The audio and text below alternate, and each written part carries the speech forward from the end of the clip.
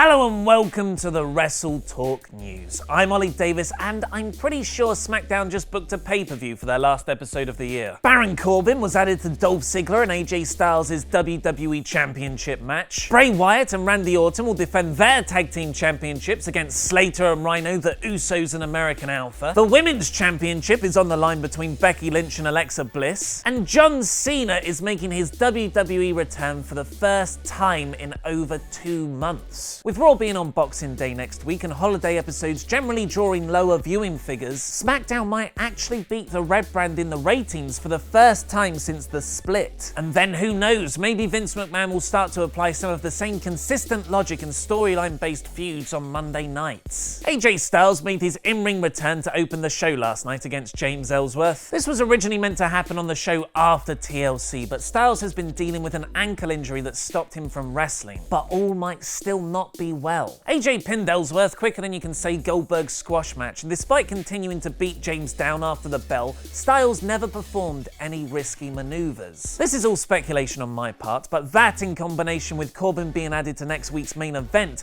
might be WWE's way of protecting AJ while his ankle still isn't 100%. Now it's a three-way, Ziggler and Corbin can do most of the work. It wasn't all bad for Ellsworth though. Backstage following his beatdown from AJ, Carmella came to look after the bandaged and bruised man with 2 hands, and they both left together. Beating AJ Styles, signing a WWE contract, and now in a romantic storyline with the Princess of Staten Island. Are we 100% sure Ellsworth didn't win some kind of competition? Next week's Tag Team Championship match had to be changed after Zack Ryder, one half of the #1 contenders, the Hype Bros, seriously injured his knee on last week's episode. Gnarly picture warning because the Long Island Iced Z posted this photo of his leg following surgery with the caption, "Last week I spent my Tuesday becoming the #1 contenders for the SmackDown Live Tag Team titles. This week, I'm spending my Tuesday rehabbing." Super friend points to Dolph Ziggler for wearing a Zack Ryder woo woo woo shirt under his jacket last night in his Fallen Bros honor. We interrupt this broadcast for a special Patreon shout-out. Cheers, Dangerous Dan Schaefer. In the days leading up to last weekend's Roadblock, End of the Line, the Wrestling Observer reported that WWE were handing out flyers advertising 2-for-1 tickets for the pay-per-view. This was apparently the first time an offer like that had been made for a WWE pay-per-view in years, suggesting ticket sales for the event were very disappointing. And it's now come out that interest in the show was also lacking online. The site is now reporting that Roadblock was ranked at number 16 with 100,000 searches online at the weekend. To put this in context, the minimum for WWE pay-per-views in the past used to be 200,000.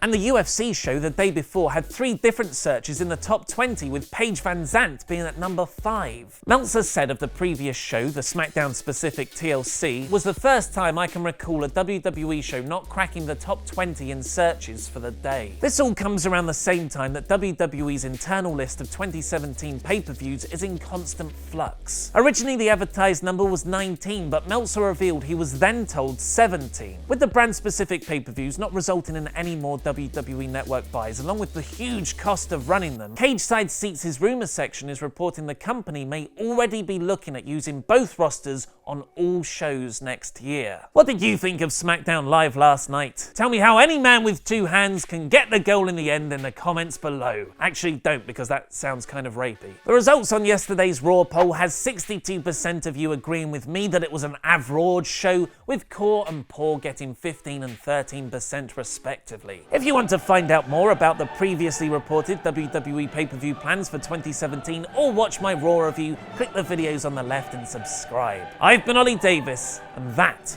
was wrestling.